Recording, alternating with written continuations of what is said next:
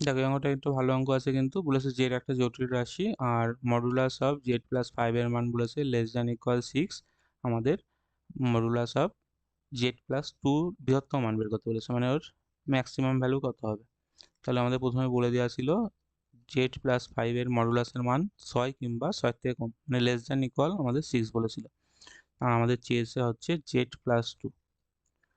দেখো এই Z plus টুকে আমরা যেহেতু জেড প্লাস ফাইভের মান আছে জানি, সেটা হিসাবে লেখার চেষ্টা করো। তাহলে কত হবে এটা, এমন লিখতে পারবো Z plus five minus of, মানে পাঁচের থেকে কত বিয়োগ করলে দুই হবে, তিন। তিন বিয়োগ করছি কিন্তু আমরা যোগে লিখে এখানে মাইনাস তিন লিখলাম, এমন লিখতে পারি। মানে সেই জেড পাঁচ, মানে আর এখানে মাইনাস হচ্ছে, মানে ফাইভ মাইনাস থ্রি হলে সেই দুই হচ্ছে। তাহলে দেখো একটা মডুলাসের একটা প্রপার্টিস ছিল, মানে আমরা যদি বলি জেড ওয়ান আর জেড টু এর মডুলাস তার থেকে কিন্তু আলাদা আলাদা করে মডুলাস করলে সেটা বড় হয়, মানে এটা থেকে এটা বড় হয়, মানে mod of Z one plus mod of Z two. তাহলে সেই প্রপার্টিস ইউজ করলে আমরা কি বলতে পারবো, এটা আমাদের লেস দ্যান ইকুয়াল হবে, মানে আলাদা আলাদা করে মড করলে এটা plus mod of minus three. তাই দেখো এই মানটার থেকে আমাদের বলেছিল মানে মড অফ জেড প্লাস ফাইভের থেকে আমাদের ছয় বড়।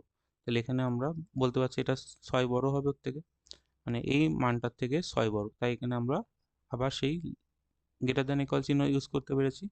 আর কোনো রিয়েল নাম্বারের মডুলাস যদি করি সেটার থেকে আমরা পজিটিভ জিনিসই পাবো, মানে মড অফ মাইনাস থ্রি থেকে কিন্তু, মানে এটা আমাদের এমনি মডুলাস হয়ে যাচ্ছে রিয়েল নাম্বারের, যেটার মান পজিটিভই হবে, মানে এটা তিনই হবে।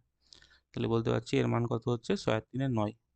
মানে আমাদের দেখতে পাচ্ছি mod of Z plus two এটা আমাদের লেস দ্যান ইকুয়াল নাইন, মানে আমরা এর ম্যাক্সিমাম ভ্যালু কত হতে পারে, নয় হতে পারে, বৃহত্তম মান আমাদের তাই জন্য নয় হচ্ছে।